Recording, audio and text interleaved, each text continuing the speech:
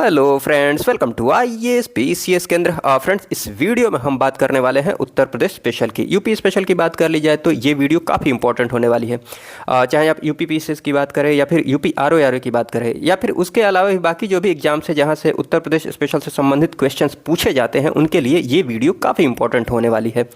अभी हम उत्तर प्रदेश का जो सामान्य परिचय है उसकी बात करेंगे, जो कि एग्जाम पर्सपेक्टिव से काफ़ी इंपॉर्टेंट है, बहुत ही महत्वपूर्ण है। उसके बाद एक एक करके सारी बातों को हम डिस्कस कर लेंगे।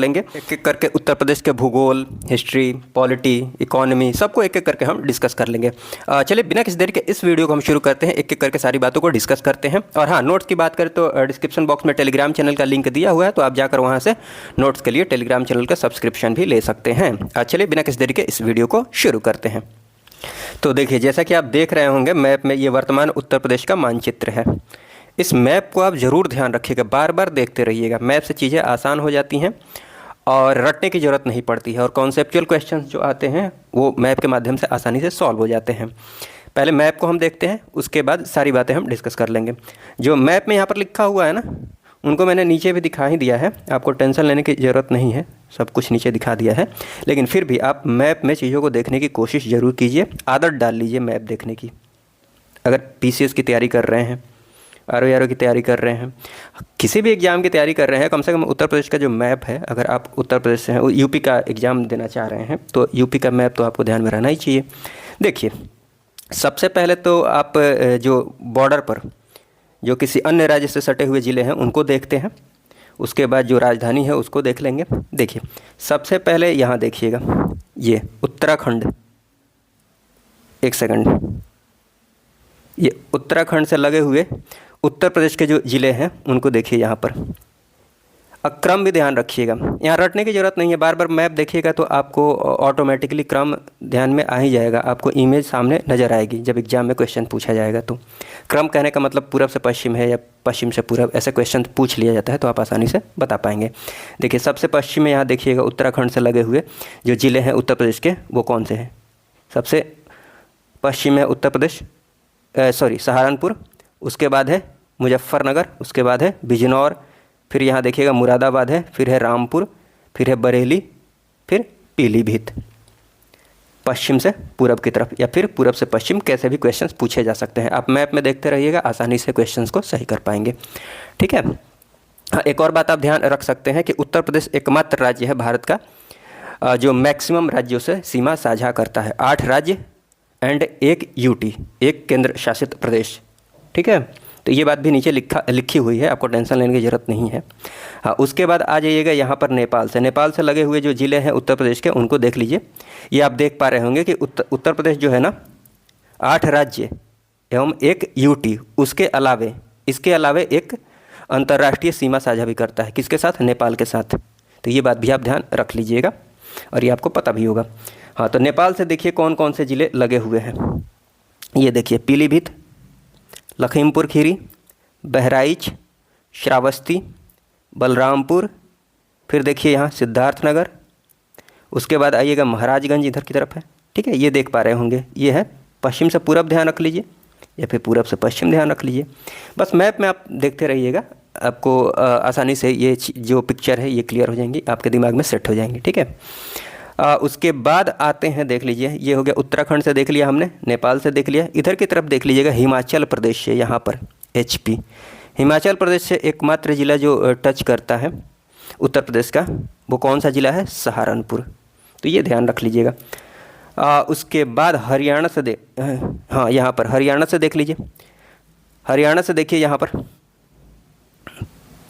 ऊपर से नीचे देख लेते हैं, अर्थात उत्तर से दक्षिण की तरफ। ये हो गया आपको सहारनपुर, फिर यहाँ देखिएगा ये हो गया शामली, ये है बागपत, फिर इधर आइएगा, यहाँ बीच में ये दिल्ली आ जा रही है। ठीक है, यहाँ हरियाणा से अभी देख रहे हैं, तो ये सहारनपुर हो गया, ये शामली है, यहाँ है बागपत, फिर यहाँ पर देखिएगा ये गौतम बुद्ध नगर, फिर ये मथुरा, देख पा रहे होंगे आप, और बीच में यहाँ पर देख रहे होंगे ये दिल्ली है, केंद्र शासित प्रदेश। तो दिल्ली से लगे हुए जो ज़िले हैं उत्तर प्रदेश के, वो कौन कौन से हैं देख लीजिए। यहाँ पर ये है बागपत, गाज़ियाबाद एंड गौतम बुद्ध नगर। ठीक है, ये सारी चीज़ें आपको दिख रही होंगी। उसके बाद राजस्थान की बात कर लीजिए तो राजस्थान से लगे हुए जो उत्तर प्रदेश के ज़िले हैं वो कौन कौन से हैं? एक तो मथुरा है, फिर देखिए आगरा है, उसके बाद राजस्थान के बाद आज ये मध्य प्रदेश। सबसे ज़्यादा जो ज़िले लगे हुए हैं उत्तर प्रदेश के वो मध्य प्रदेश से ही लगे हुए हैं, 11 ज़िले लगे हुए हैं। देख लीजिए यहाँ देखिए ये आगरा हो गया, आगरा मध्य प्रदेश से लगा हुआ है। फिर इटावा हो गया, फिर यहाँ देखिए जालौन है, झांसी है, फिर यहाँ देख लीजिए ये ललितपुर हो गया, फिर महोबा है, फिर बांदा देख लीजिए, चित्रकूट देख लीजिए, फिर यहाँ प्रयागराज देख लीजिए, फिर मिर्ज़ापुर, उसके बाद आप देख पा रहे होंगे सोनभद्र। तो ये सब मध्य प्रदेश से लगे हुए उत्तर प्रदेश के ज़िले हैं। उसके बाद झारखंड की बात कर ली जाए, छत्तीसगढ़ से देख लीजिए, एक सेकंड, हाँ छत्तीसगढ़ से लगा हुआ जो एकमात्र ज़िला है वो सोनभद्र है। उसके बाद झारखंड की बात कर लीजिए तो उससे भी लगा हुआ एकमात्र जो ज़िला है उत्तर प्रदेश का वो है सोनभद्र। ठीक है। बिहार की बात कर ली जाए तो बिहार से लगे हुए ज़िले देख लीजिए, उत्तर से दक्षिण की तरफ देख लेते हैं। सबसे पहले देख लीजिए यहाँ पर ये है कुशीनगर है, महाराजगंज भी देख लीजिएगा यहाँ पर, एक सेकंड ध्यान से देखिएगा, ये यहाँ पर ये महाराजगंज जो है ना, यहाँ पर देखिएगा ये बिहार को भी टच कर रहा है। तो महाराजगंज सबसे पहले, उसके बाद कुशीनगर है, फिर देवरिया है, फिर बलिया है, फिर गाजीपुर है, फिर चंदौली है, फिर उसके बाद है सोनभद्र। तो ये सब जो ज़िले हैं ये बिहार से लगे हुए हैं। तो मैप आप देखते रहिएगा तो आपको रटने की ज़रूरत नहीं पड़ेगी, आप आसानी से बता पाएंगे कि उत्तर से दक्षिण की तरफ बिहार से लगे हुए ज़िले कौन से हैं। चाहे जिस भी राज्य से पूछा जाता है आप आसानी से बता सकते हैं। पूरब से पश्चिम पूछे, पश्चिम से पूरब पूछे, मैप देखते रहेंगे ना तो वो इमेज आपके सामने नज़र आ जाएगी। ठीक है, इसलिए बार बार मैप देखते रहिए। और उसके बाद ये सारी बातें आप देख लीजिएगा। कुछ एक ज़िले ऐसे हैं उत्तर प्रदेश के जो एक से अधिक राज्यों के साथ सीमा साझा करते हैं। जैसे देखिए यहाँ पर सहारनपुर की बात कर लीजिए, सहारनपुर की बात कर लीजिए तो देखिए ये हरियाणा से भी लगा हुआ है, इधर की तरफ उत्तराखंड से लगा हुआ है, और इधर की तरफ उत्तर में देखिएगा हिमाचल प्रदेश से लगा हुआ है। तो सहारनपुर जो है 3 राज्यों से लगा हुआ है, हरियाणा, उत्तराखंड एंड हिमाचल प्रदेश। तो ये बात ध्यान रख लीजिएगा। उसके बाद यहाँ पर देख लीजिए ये पीलीभीत की बात कर लीजिए, पीलीभीत की बात करें तो इधर की तरफ देखिएगा, इधर की तरफ ये उत्तराखंड से लगा हुआ है इधर की तरफ, और इधर की तरफ ये नेपाल से लगा हुआ है। ठीक है, तो ये बात भी आप ध्यान रख लीजिएगा। उसके बाद यहाँ पर देखिएगा ये महाराजगंज, महाराजगंज की बात कर ली जाए तो इधर की तरफ नेपाल से लगा हुआ है, और इधर की तरफ ये बिहार से लगा हुआ है।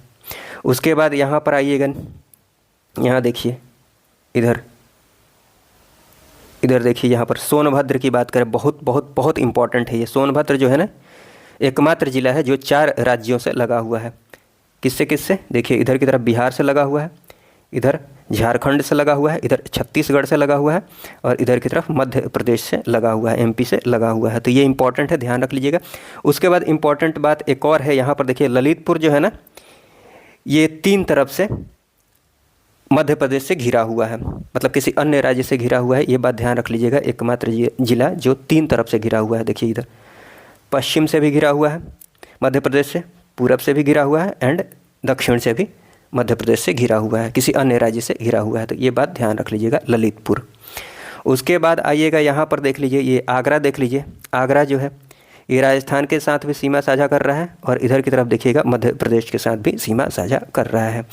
उसके बाद यहाँ मथुरा देखिएगा, मथुरा की बात कर लीजिए तो देखिए ये मथुरा जो है ये राजस्थान के साथ भी सीमा साझा कर रहा है, और इधर की तरफ देख लीजिए ये हरियाणा के साथ भी सीमा साझा कर रहा है, यहाँ पर हरियाणा के साथ।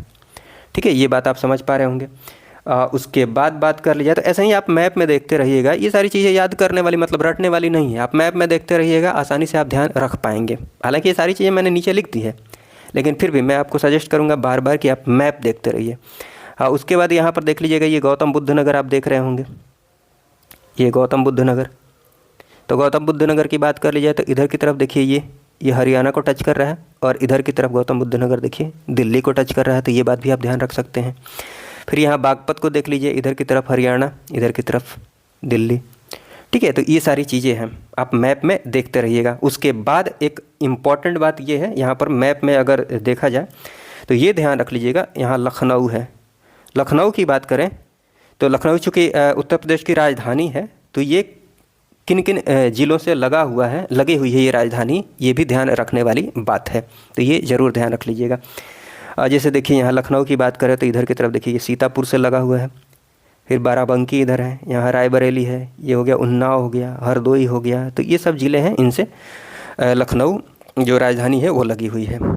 ये बातें ध्यान रखिएगा। उसके बाद आप नीचे देख सकते हैं जो भी मैप से संबंधित इम्पोर्टेंट बातें हैं उनको मैंने एक्सप्लेन कर दिया है, दिखा दिया है आपको। आप मैप में बार बार देखते रहिएगा, और यहाँ पर भी मैंने नीचे में लिख दिया है, तो आप पढ़ भी सकते हैं यहाँ से। हाँ, तो अभी तक आपने उत्तर प्रदेश का जो भी वर्तमान परिदृश्य है, वर्तमान मानचित्र मैप के माध्यम से हमने अभी तक देख लिया है। लेकिन थोड़ी सी इसकी हिस्ट्री देख लेते हैं उत्तर प्रदेश की, कि आखिर इसका नाम कैसे क्या पड़ता है। देखिए उत्तर प्रदेश के नाम की बात कर ली जाए तो 1836 में इसका नाम होता है उत्तर पश्चिम प्रांत। उत्तर पश्चिम प्रांत, नॉर्थ वेस्ट प्रांत पड़ता है 1836 में। उसके बाद 1877 में नाम बदल के क्या हो जाएगा, उत्तर पश्चिमी प्रांत एवं अवध। तो ये बात आप ध्यान रख लीजिएगा। उसके बाद 1902 में नाम चेंज हो जाता है, क्या हो जाता है, आगरा एवं अवध का संयुक्त प्रांत। उसके बाद 1937 में नाम फिर बदलेगा और नाम हो जाएगा संयुक्त प्रांत। उसके बाद अल्टीमेटली जो अभी नाम है उत्तर प्रदेश का, अल्टीमेटली नाम बदल के उत्तर प्रदेश कब हो जाता है, 24 जनवरी 1950 को, और इसी 24 जनवरी को उत्तर प्रदेश दिवस के रूप में मनाया जाता है। तो ये बात आप ध्यान रख लीजिएगा, 24 जनवरी 1950 को उत्तर प्रदेश का जो वर्तमान में नाम है वो पड़ता है। ठीक है। उसके बाद राजधानी की बात कर लिया तो उत्तर प्रदेश की जो राजधानी होती है 1836 में इसकी राजधानी आगरा होती है। फिर इसका नाम बदल के 1858 में 1858 में प्रयागराज इलाहाबाद हो जाता है। प्रयागराज के बाद देखिए इसका नाम बदल के आंशिक रूप से ही 1921 में लखनऊ हो जाता है।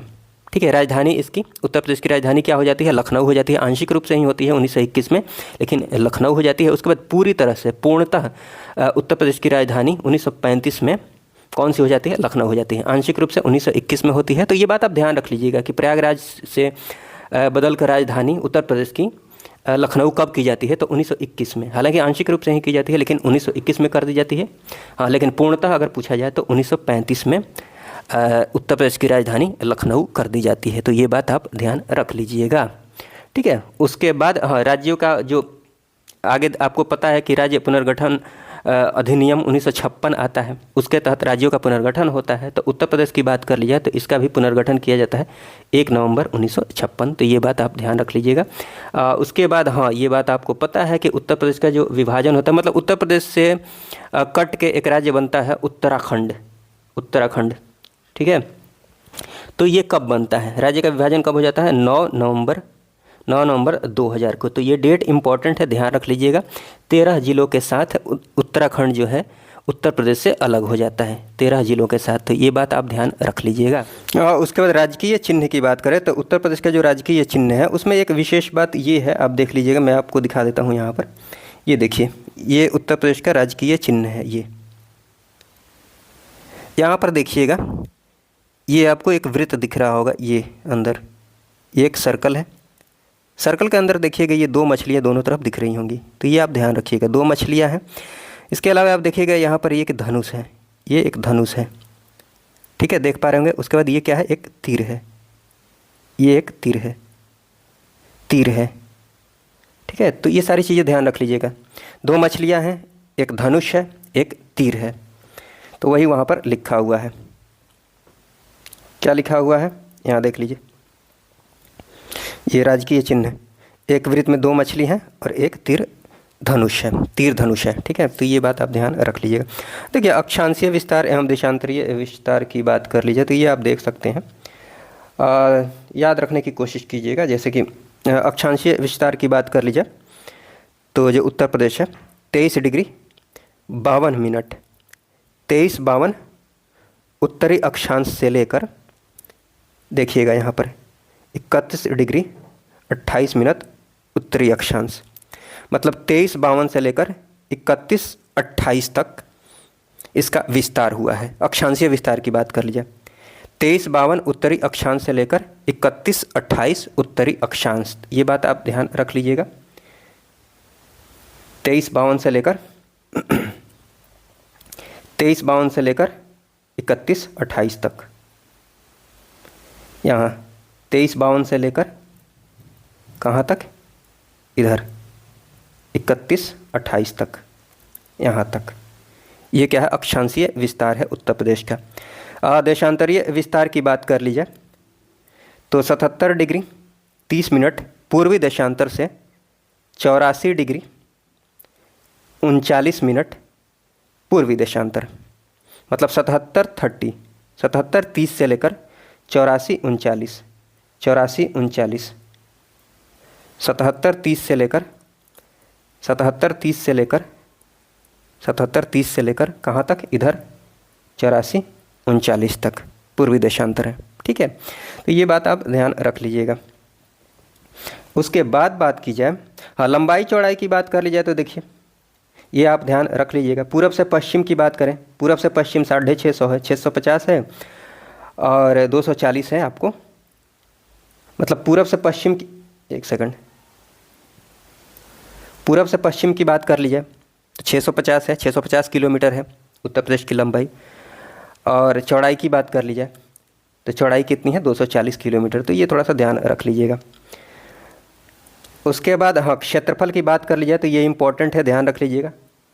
एरिया की बात करें, क्षेत्रफल की बात करें तो इसको मोबाइल नंबर जैसे आप ध्यान रख सकते हैं, चाहे ऐसे ध्यान रख लीजिए, 240 928, 240 928, 240 928, 24928 वर्ग किलोमीटर। भारत से अगर कंपेयर किया जाए तो भारत के क्षेत्रफल का ये 7.33% है। तो ये आप आसानी से याद रख सकते हैं, 7.33 इजीली आप ध्यान रख सकते हैं। हाँ, अगर क्षेत्रफल की दृष्टि से पोजीशन की बात कर ली जाए तो भारत में क्षेत्रफल की दृष्टि से उत्तर प्रदेश का जो स्थान है वो चौथा स्थान है, 4th स्थान है। पहला आपको पता है कि राजस्थान पहले नंबर पर है, उसके बाद मध्य प्रदेश है, उसके बाद महाराष्ट्र है। हाँ, जनसंख्या की दृष्टि से बात कर ली जाए तो उत्तर प्रदेश जो है ये पहले नंबर पर है। तो ये बात आप ध्यान रख लीजिएगा। उसके बाद बात करें तो ये सारी चीज़ें हमने डिस्कस कर ली हैं। थोड़ा सा जूम कर देता हूँ मैं, ये कि नेपाल से सटे हुए ज़िले कौन से हैं, पीलीभीत, लखीमपुर खीरी, बहराइच, श्रावस्ती, बलरामपुर, सिद्धार्थनगर, महाराजगंज। तो ये सारी चीज़ें हमने डिस्कस कर ली हैं। यहाँ पर मैंने लिख भी दिया है पश्चिम से पूरब, वेस्ट टू ईस्ट। तो मैप में आप देखते रहिएगा, यहाँ देखने से अच्छा है मैप में देखते रहिएगा, बट ठीक है यहाँ पर भी चलिए देख लेते हैं। हाँ, उत्तराखंड से जो लगे हुए ज़िले हैं, कुल 7 ज़िले लगे हुए हैं। सहारनपुर हो गया, मुजफ्फरनगर हो गया, बिजनौर हो गया, मुरादाबाद हो गया, रामपुर हो गया, बरेली, पीलीभीत। ठीक है, ये भी पश्चिम से पूरब की तरफ।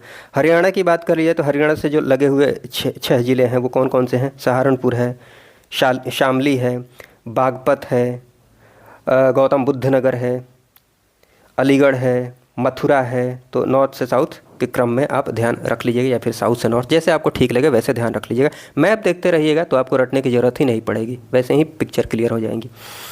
ठीक है, दिल्ली से बात कर ली जाए तो दिल्ली से 2 ज़िले लगे हुए हैं, एक तो गाज़ियाबाद हो गया, एक गौतम बुद्ध नगर हो गया। नॉर्थ से साउथ, पहले गाज़ियाबाद फिर गौतम बुद्ध नगर।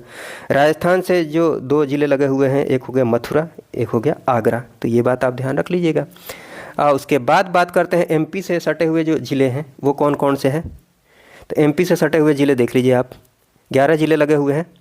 एक आगरा है, फिर इटावा है, जालौन है, झांसी है, ललितपुर है, महोबा है, बांदा है, चित्रकूट है, प्रयागराज है, मिर्ज़ापुर है, सोनभद्र है।